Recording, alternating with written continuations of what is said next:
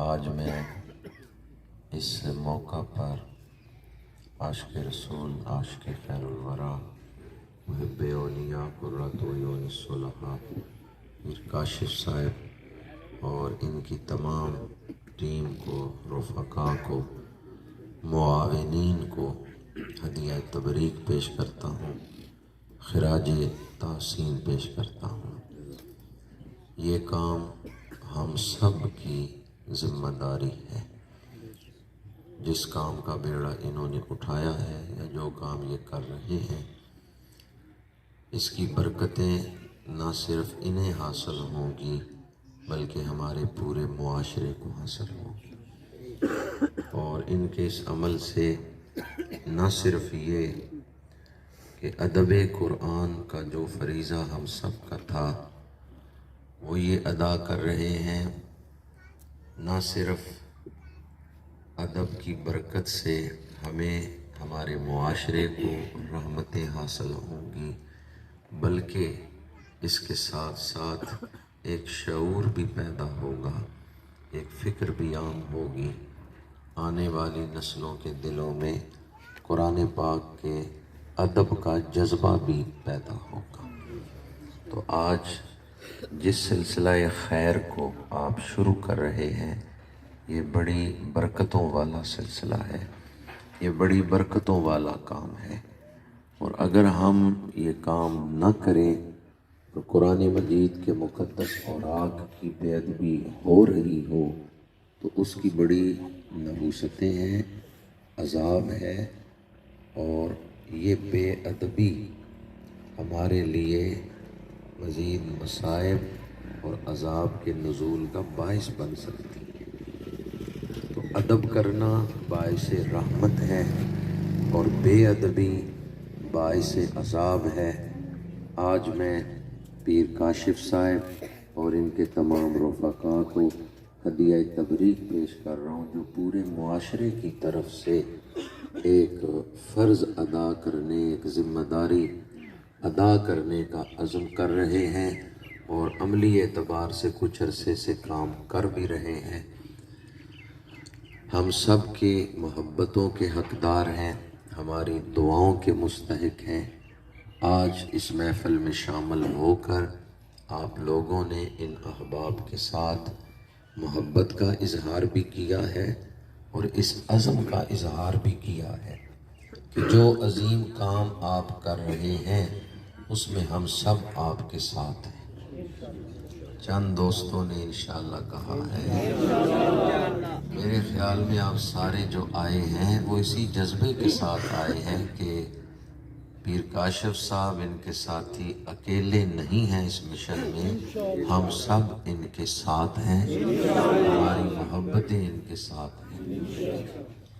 اللہ تعالیٰ اس تحریک کو، جن پاکیزہ مقاصد کے لیے یہ سلسلہ خیر شروع کیا جا رہا ہے، ان مقاصد میں کامیابی عطا فرمائے، اور معاشرے میں مختلف پہلوؤں سے جو بے ادبی ہو رہی ہے اس سے نجات دلانے میں اور ادب کی اقدار کو فروغ دینے میں انہیں بنیادی کردار ادا کرنے کی توفیق عطا فرمائے۔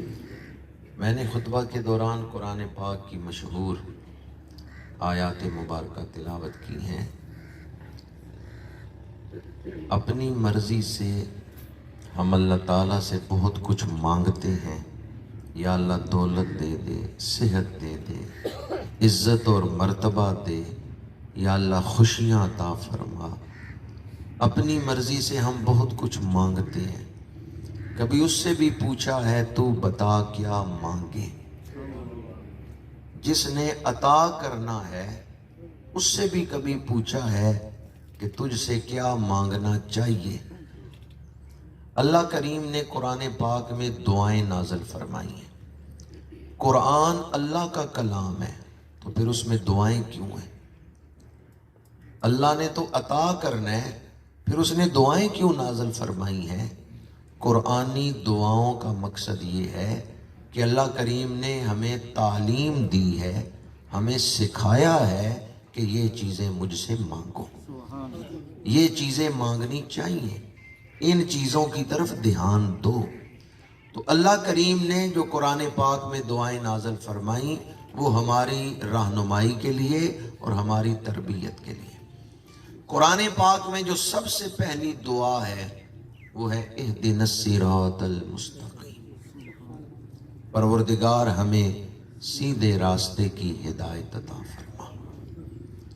انسان کی سب سے بڑی ضرورت ہدایت ہے۔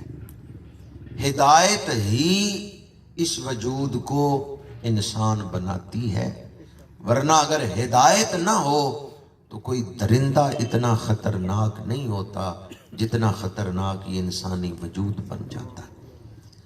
وہ نقصان خونخوار درندے نہیں کر سکتے جو نقصان بگڑا ہوا انسان کرتا ہے۔ انسان بگڑ جائے تو شیاطین سے بدتر ہو جاتا ہے، سنور جائے تو فرشتوں سے بلغالہ ہو جاتا ہے۔ ہم مانگتے ہیں دولت، دولت مل گئی، ہدایت نہیں ملی، تو جسے صرف دولت ملے ہدایت نہ ملے وہ قارون بنتا ہے، اور اگر دولت کے ساتھ ہدایت ملے تو عثمان ابن عفان بنتا ہے۔ ہم مانگتے ہیں منصب، عہدہ، اقتدار، منصب مل گیا، ہدایت نہیں ملی، انسان فرعون بن جاتا ہے، نمرود بن جاتا ہے۔ اور اگر ہدایت یافتہ کو منصب ملے تو پھر صدیق اکبر بنتے ہیں، پھر فاروق اعظم بنتے ہیں۔ حکومتیں ان ہستیوں نے بھی کی ہیں پر یہ ہدایت یافتہ تھے۔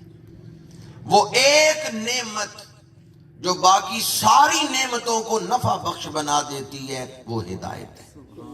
ہدایت کے ساتھ دولت ملے نعمت ہے، ہدایت کے ساتھ منصب ملے نعمت ہے، اور اگر ہدایت کے بغیر یہ نعمتیں ملیں تو پھر یہ نعمتیں دوزخ میں لے جاتی ہیں۔